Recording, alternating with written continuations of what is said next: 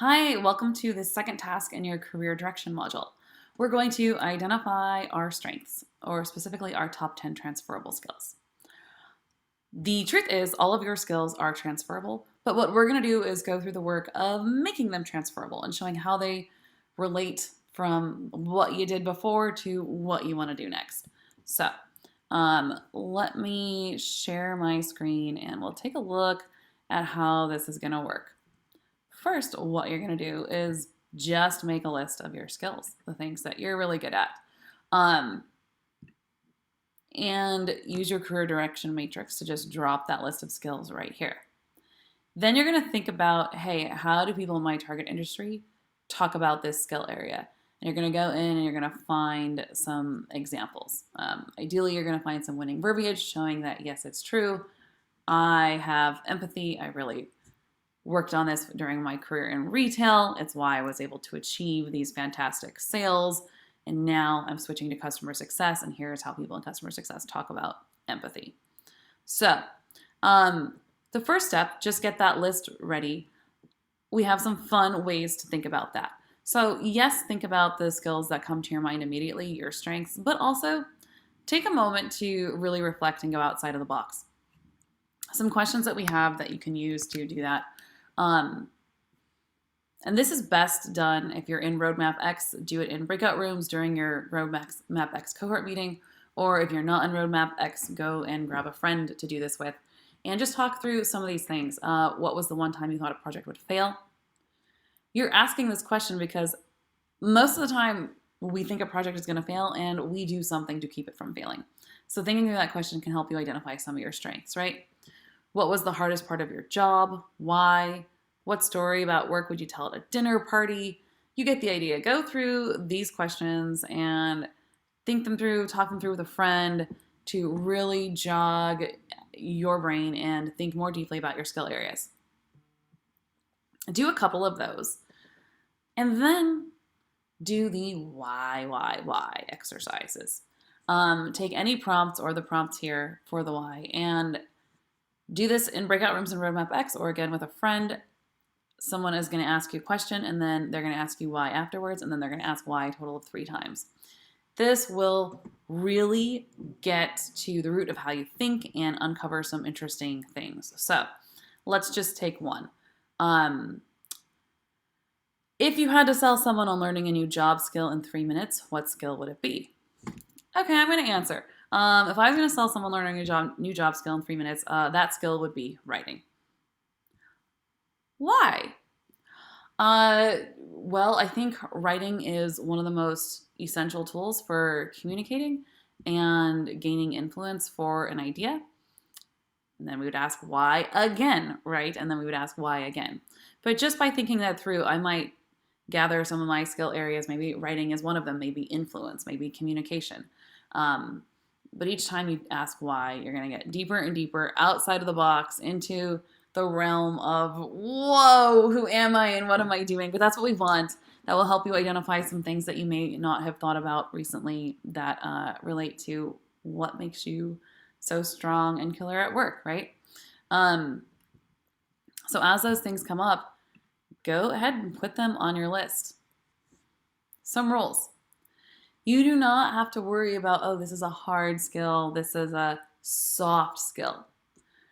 Soft skills, or communication, behavior, people skills, right, are actually some of the most important indicators of success. So you can have a mix. You know, you could put SQL in there, you could put empathy, you could put problem solving, analytics, you could put communication, whatever it is that makes you you. All right, so you're going to get these things out in front of you, all 10 of your skills, and now you're going to really do the work of making them transferable. Part of this is just convincing yourself that they're transferable, by the way. But some ways to do this. Grab your skill area and head on over to LinkedIn and search your skill area. And what you're going to do is you're going to see the people who come up. You are, excuse me, I have to reset my LinkedIn. It had some other search query information in it. So we're going to type in empathy. And what we're going to do is we're going to search by people. And we would click, yep, okay, so we're going to see all people results and see who comes up.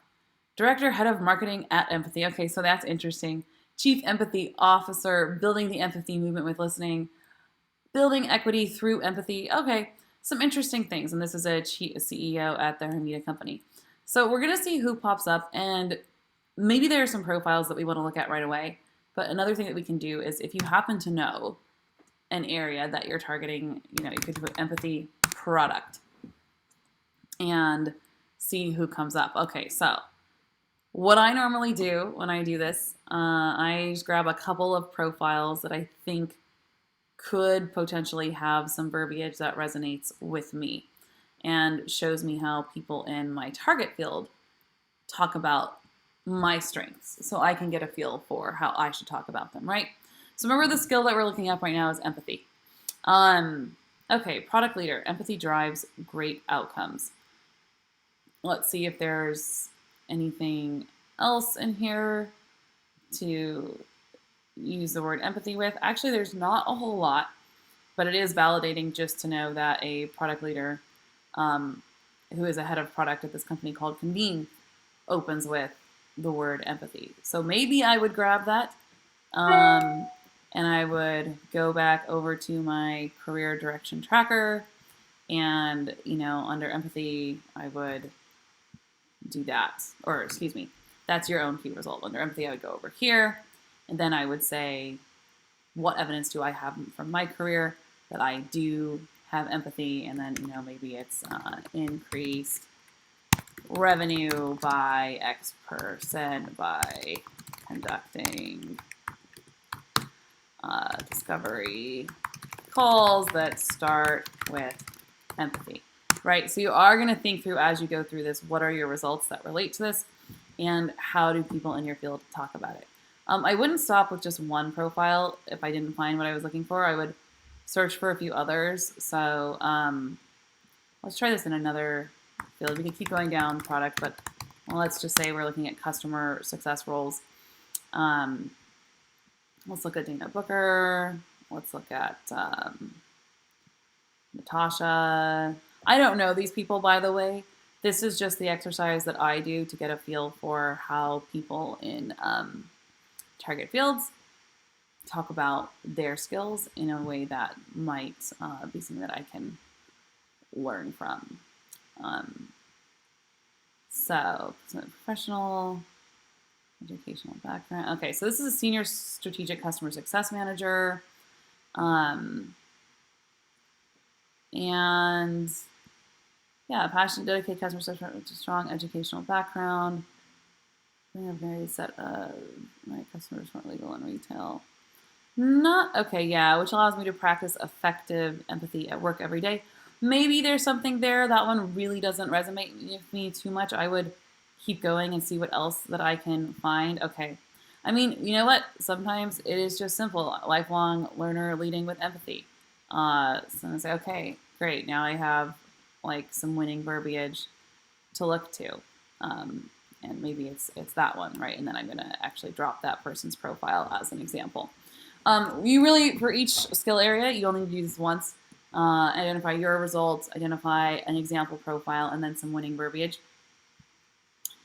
Going through this exercise and doing the work of showing how your skills are transferable is going to do two things.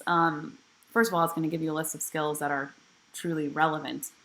It's going to help you build some of your key results, but it's really going to help you learn about your industry and how people communicate and the type of language that you should be using as you look towards what industry you're going to pivot into. We have a tool to shortcut this and make it much easier. I think there is a lot to be said for doing the research yourself for a couple of these on LinkedIn, but if it's helpful, you can also go into our transferable skills matrix and look at some of the top skills in various job function areas. We'll be adding more soon. And go and say, okay, yeah, you know what? Employee engagement sounds like a skill that I have, or cross-functional leadership. And so then go over to comms and marketing and look for cross-functional leadership and How are people talking about it? Collaborative and cohesive team builder and skilled manager with the ability to identify and leverage cross-functional partnerships, inspire team members. Great. This is fantastic verbiage. If I think that resonates and it tells me how people talk about my skills in their target field, great. I'm going to grab it and I'm going to add it here. And then now my skill is cross-functional leadership. And I'm going to link back to that person's profile just in case I ever want to come see it. Note that when we did this research, it was against these profiles that are live. So if someone updated their profile and you don't see that verbiage anymore, it just means they updated their profile. And now I'm going to think, okay, how do I know that I have cross-functional leadership? So I happen to know that at Roadmap, as the founder of Roadmap, I am currently leading a team of 8 people to support a community of job searchers. And that team of 8 people working together has led to 80% of people in our platform increasing their income by at least 20%. So I might say led or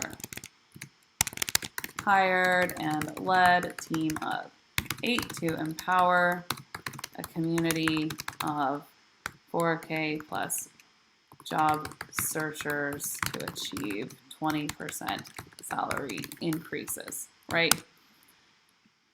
Quite possible. And I would actually call it a hired and led cross-functional team, right? Because this is